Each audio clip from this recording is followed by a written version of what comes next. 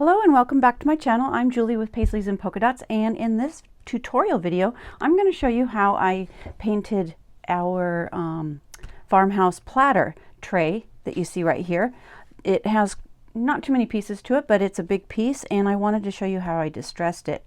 I designed this piece for Priscilla and Chelsea of Stitching with the Housewives for their new, I believe it's called These Are the Good Old Days series.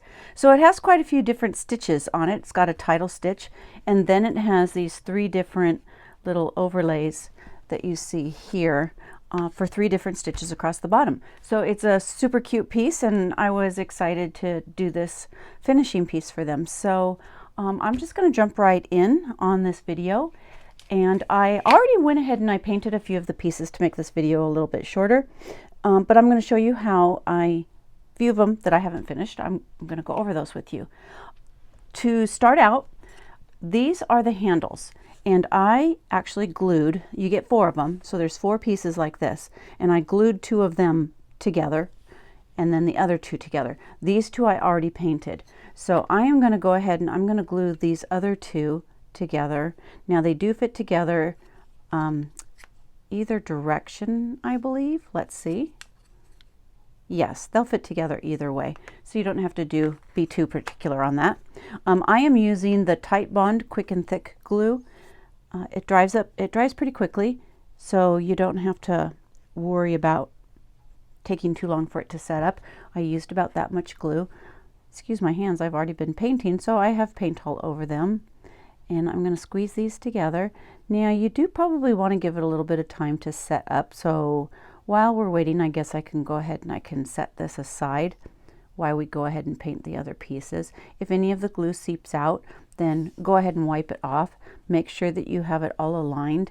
And if any of your pieces want to separate while they're drying, you can use small clamps. Let me see if I have them here. Like these, either clothespins or tiny little clamps like these, and they're great for holding your pieces together and not having them shift on you. Now they possibly will want to shift as they're drying, so you do want to check these to be sure that while they're drying they stay put, they stay where you want them to be, because you don't want them to shift at all. So I'll go ahead and I'll leave those just like that. So before you start letting it dry, make sure that it's flat on this bottom surface here, so that when you go to glue it onto your board, they're going to lay flat. Okay, so I'm going to go ahead and set those aside. So the colors, I went ahead and I spray painted all of my pieces first with a white flat spray paint. I like the Magnolia brand because it kind of has a real chalky finish, and I like the coverage.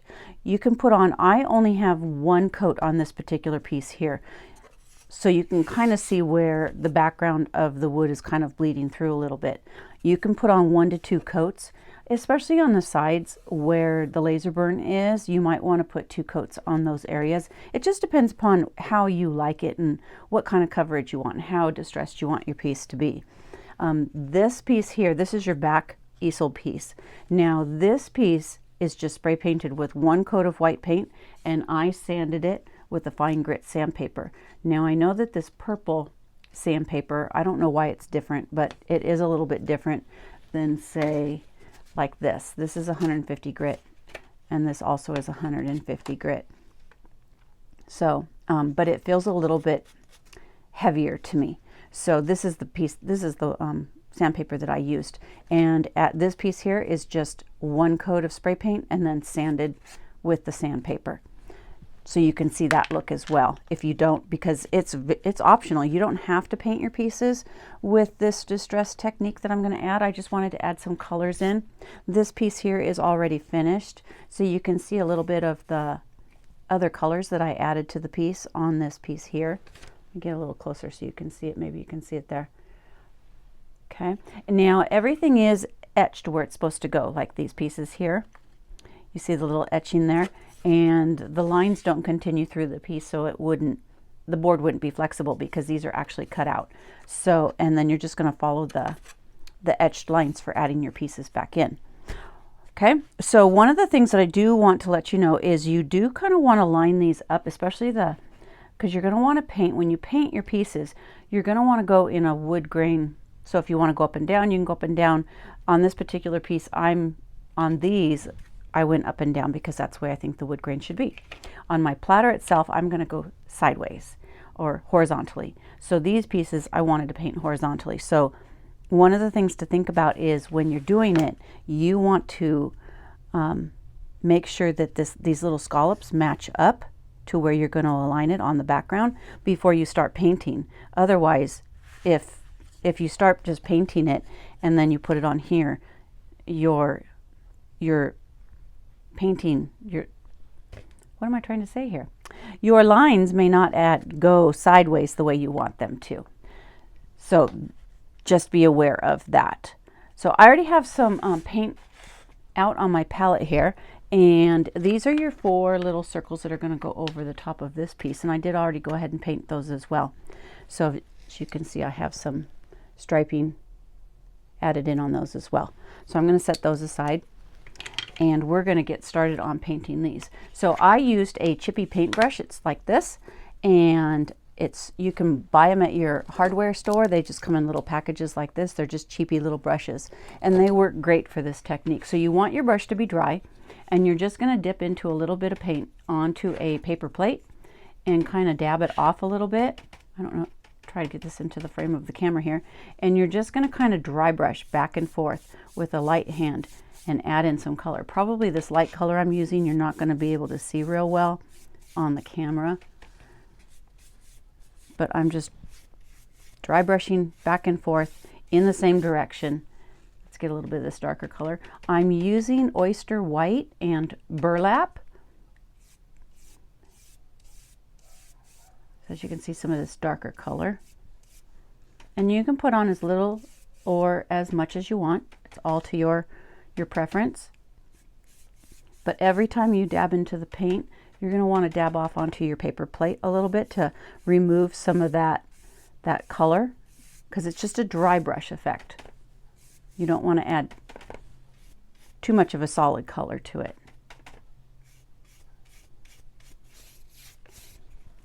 Okay, just like that.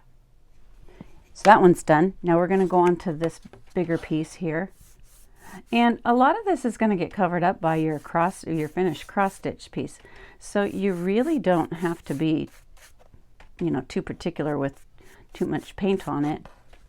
But when your piece isn't on there, if you want it to look nice, I guess that's the whole point of it.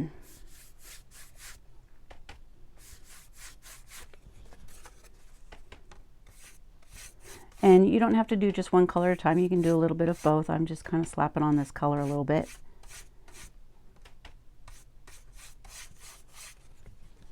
Now we'll add in, I probably need a little bit more oyster. And we'll add in some burlap.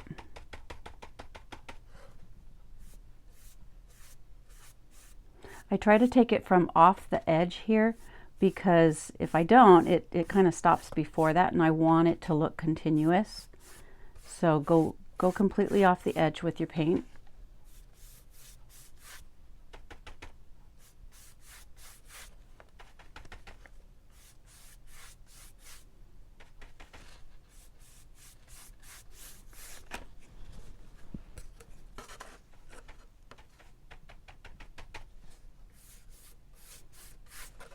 And if you get it too heavy in some places, you can just sand it heavier in those spots.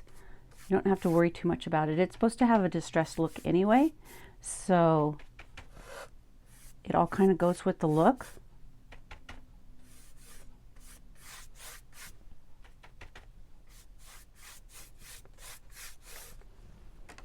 Okay, I think that's good for that piece. I'll set this aside to dry. And then I'm going to do this. So as I said, I have this lined up. I'm not sure if it's in the view of the camera, so let me put this up here. Maybe you can see it. Hopefully you can see that. Let me see if I got it in the frame. Yeah, I think I do. Okay.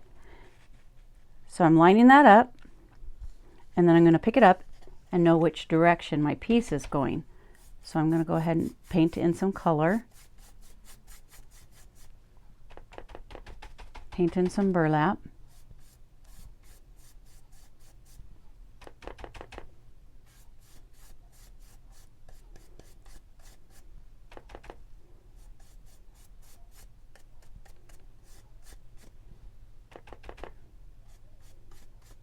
And like I said, this piece looks just as great if you were just to spray paint it and sand it as well. This just adds a little bit of, just a little bit more detail.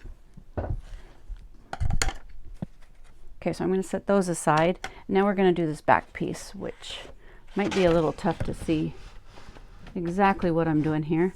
But I don't have to go over this part in here too much because that's all going to get covered up. But I want to take it from the inside of that so that it looks like my pieces are continuing through there.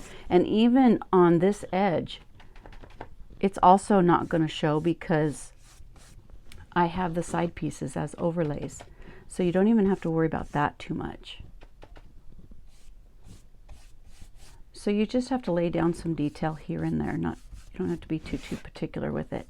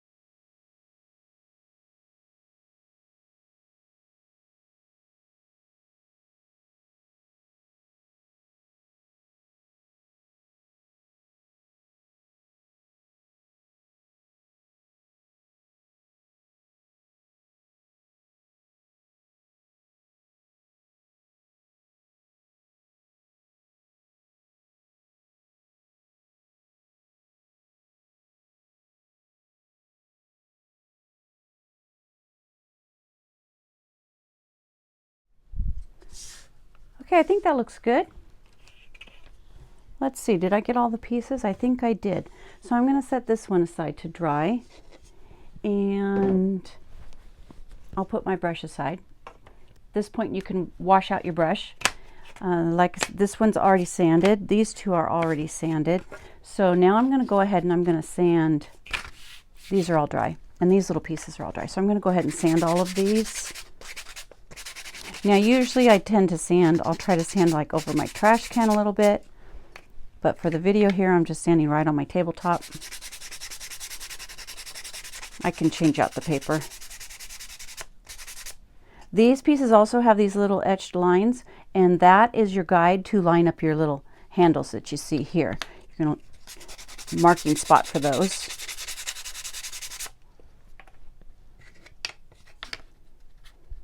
So I'm just lightly going over all of these. You can sand as heavy or as lightly as you want.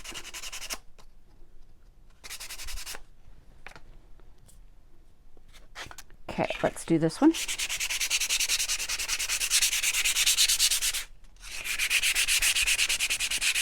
And like I said, if you get your painting too heavy in some of the spots, you can sand over those and it will kind of blend it all in.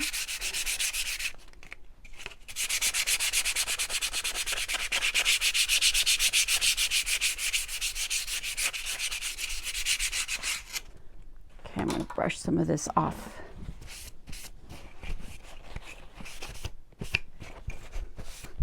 Okay, so there is this piece here. I don't know if you can see all the colors in there, but it just gives a, just some depth and detail to the piece if you like that look. Okay, this one here, I have a lot of color on this one, as you can see. So I'm probably going to sand some of this off.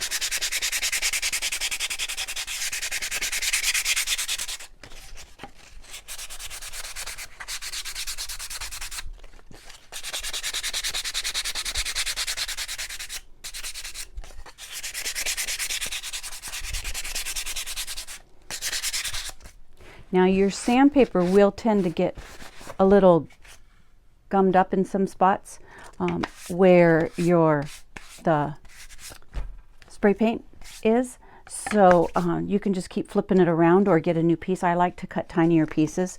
so that I can just toss them away and get a new one. Okay, I'm going to wipe all these off the dust. And let's get to our big piece here. You always want to sand going in the same direction. Otherwise, you'll have sanding marks going in both directions.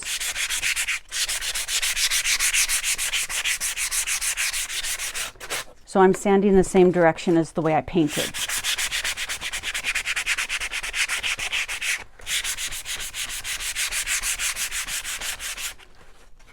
See how my sandpaper is getting a little gummed up here? I'm just going to switch it around.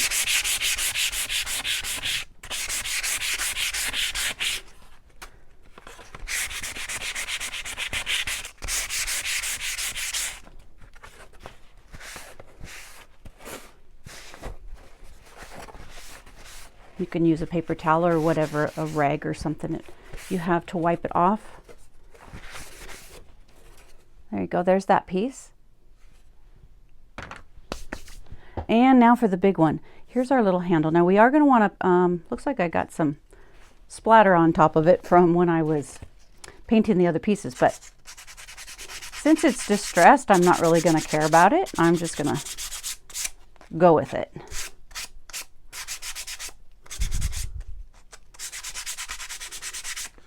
I'm going to sand both the sides here.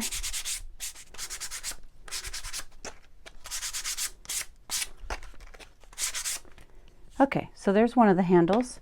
I still have to paint the other one. These are the ones that I glued together, and they are probably ready to be, yep, they are. They're stuck together and they're ready to be painted black. So I'll go ahead and I'll paint that in just a minute. This project, for being such a large project, it is pretty quick and easy to do, just because the pieces are so large and you don't really have to use a lot of paint on it. So it went pretty quick.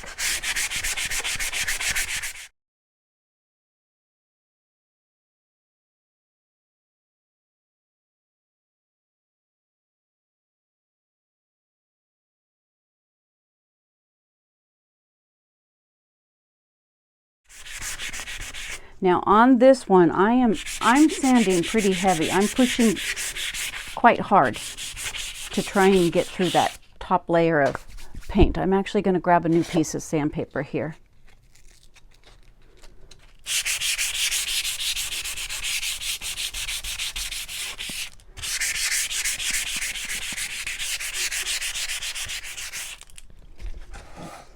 Flip it around.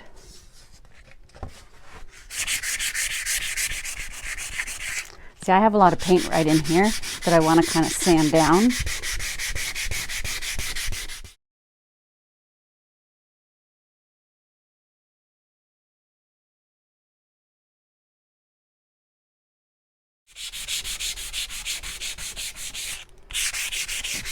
This one gives your arms a good workout. Whew.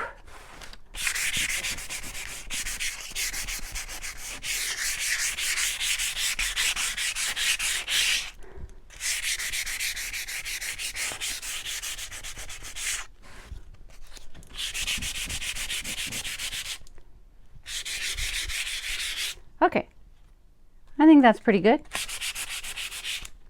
Okay, I'm going to pull this away, and this one I'm going to dust off in my trash can right here because it has a lot of dust on it.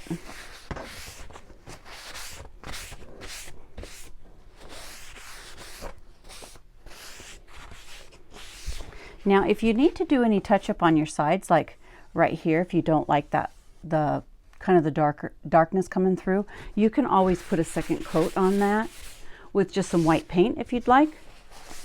Or like I said, you can put 2 coats of white spray paint on if you prefer. Okay, I am going to clean up my workspace here just a bit, and then I'm going to be right back.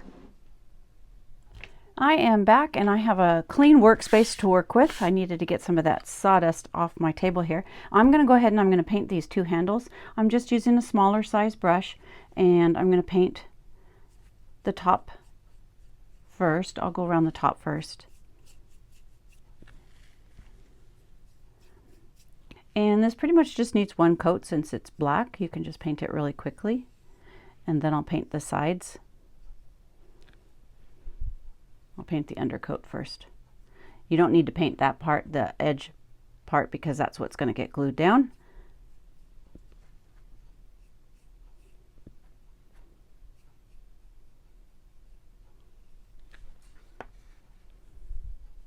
Now, if you need any spray painting techniques, there is another tutorial that I've done on how to spray paint. So you can refer to that, and I believe that they are also in the instructions for you to link to that YouTube tutorial as well. And that'll help you with the spray painting, because a lot of people I have found are kind of intimidated by that. So I'm going to dry this real quick. Now I can flip it over and do the other side.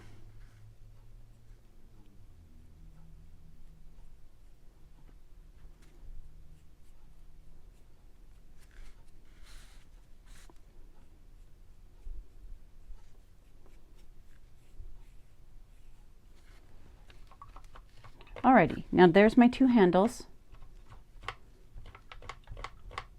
Let me wash my brush out here. Okay, and I'm going to go ahead and dry this. This is just my heat gun. And I will go ahead and I'm going to sand this really quickly.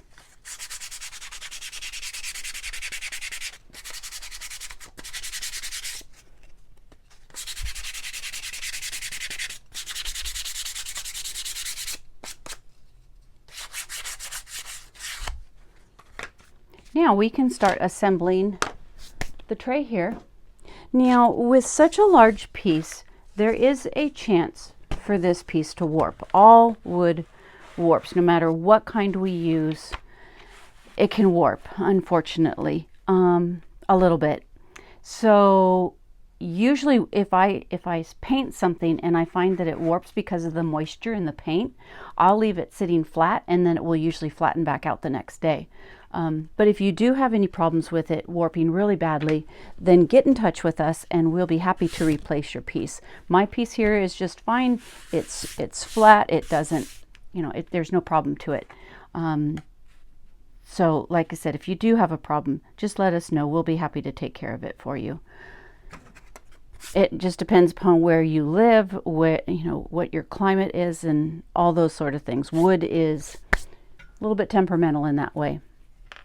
So I'm using the Type Bond, and I'm going to glue down these pieces here. I'm just going to put, you don't need too much glue. Mine seems to be clogged a little bit.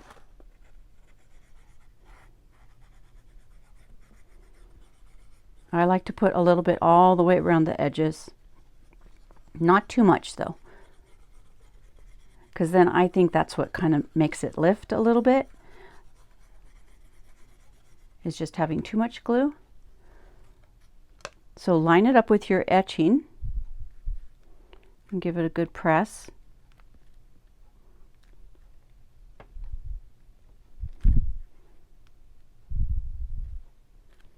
And as it's drying, make sure it does not shift on you. Hopefully I have this all in the, like I said, this piece is so large it's hard to get it in the frame of the camera here, but hopefully I'm getting it all in. Okay, about that much glue.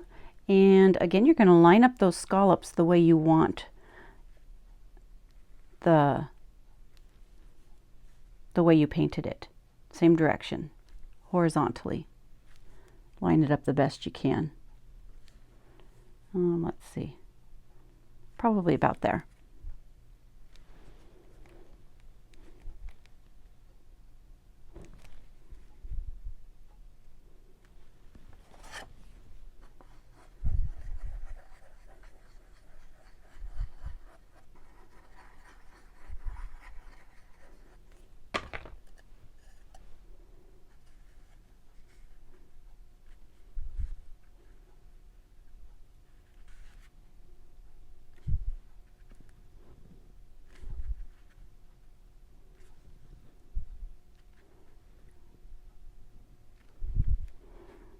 You can kind of twist it back and forth to get that glue moved around too.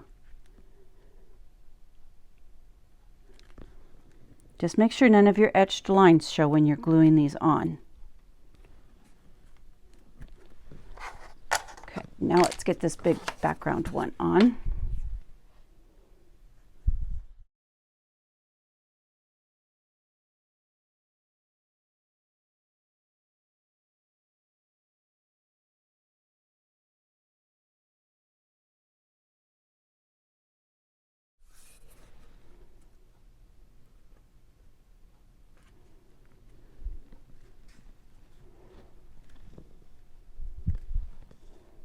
Give it a good press.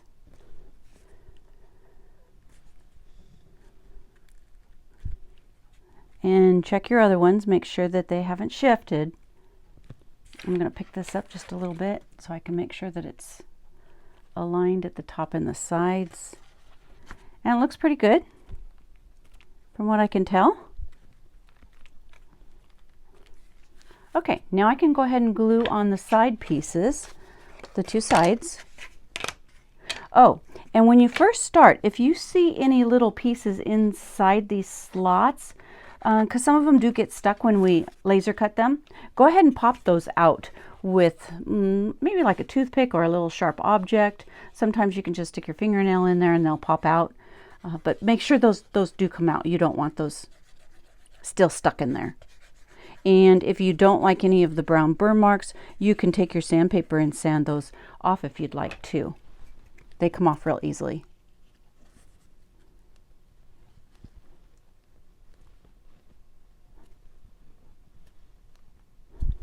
Okay, make sure these are lined up at your corners.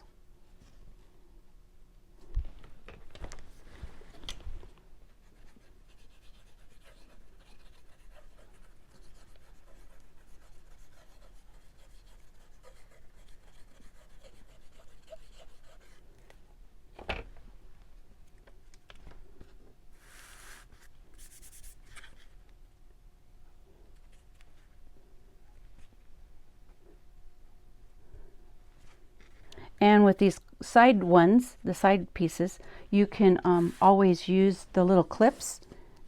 You can use the clips even for this top one if you want, at the top if you need to. You can also set something heavy on them if you need to hold it down while it's drying.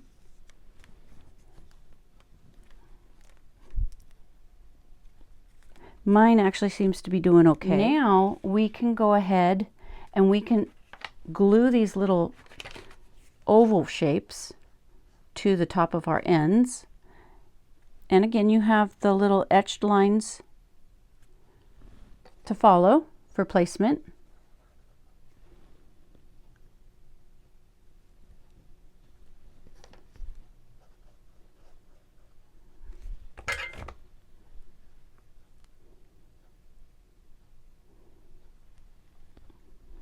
This will definitely be a fun board to change out all your cross stitch pieces on.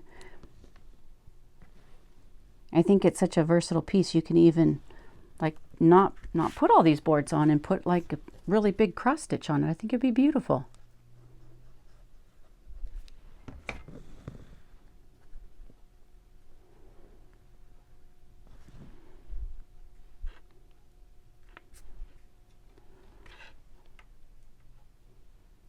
Okay, now normally I want to make sure that this is sticking pretty good. You can also use tape, some blue painter's tape. You could tape it down that way. I think my one corner here is just the only corner that wants to pop up just a little bit. Okay, let's see. Now, like I said, make sure that these are within the etched lines. Double check them. Now you are going to go ahead and you are going to glue down. We're going to glue down, put some glue on the bottom of our handle here. And we're going to glue those right on to the center of those lines, the etched lines. Now this glue does dry clear, so if it seeps out just a little bit, you don't have to worry too much. It'll dry clear.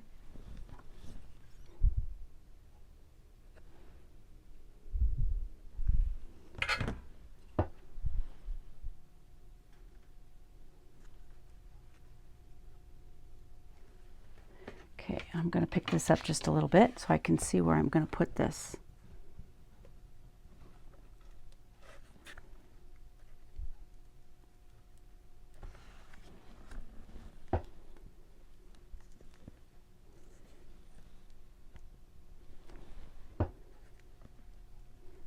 Okay, whoops, just knocked that off.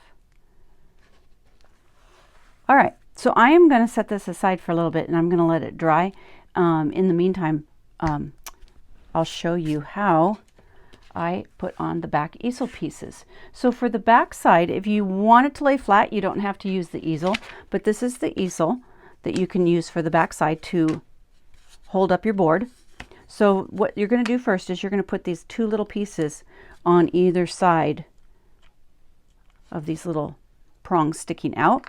Okay, and then you're going to put some glue. I turn this over, and you're going to put some glue in the little corners here,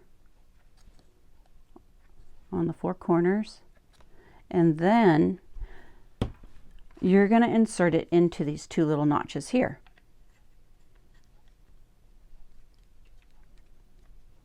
And then let it dry before attaching it to the frame, because you don't want these pieces to come back out. So this is what it looks like. Okay, and as far as the back of your frame goes, you can either paint it or not paint it, just depending upon where you're going to put it. Since mine are just samples, I typically don't paint the back sides of mine, but you can do that if you'd like. So I'm going to set this aside before I come back. I'm going to come back in just a little bit and I'll show you kind of where I attached it to the back of the board once everything is kind of dried and set in place. I am back and my board is set up. It's not completely dry, but it's set up enough that I can show you how the easel is going to be put to the back. So these three pieces are on the bottom. This is your top, so you make sure that you do have your board going the right direction. Now when you mount this, you're going to want your stand to be at an angle so that when you put your cross stitch pieces on it, the board doesn't fall forward. So this is going to be mounted, probably I'll open it up like this and I'll place it on the back of the board and I'll kind of see where it needs to be. Probably right about like that. So I'll kind of get the angle that I want it at, and then I'll set it on the back side like this and kind of gauge where it's at and then lay it down. And it's pretty much just above, of course I have to move it to the center. It's just above the bottom edge. So I'll go ahead and I'll glue it in place just like so. So that when I open it up, I'll hold it there again and I'll lay it like this and I'll make sure that it's at the right angle. Typically, on most of my pieces, I think it's kind of even with the bottom of the board. So this one is actually kind of even with the bottom of the board down here. That's a good angle for it. And that way you can use that as a gauge. Okay? So that is how you put this piece together. I hope you enjoyed this tutorial and it answered any questions you might have putting it together. If you have any questions for me, you can put a comment in the box below and I can answer you, or you are welcome to email me at info@paisleysandpolkadots.com, and I'd be happy to answer your question. And if you like this video, please like and subscribe and you'll get notification of our future videos. Thank you so much for watching. Bye-bye.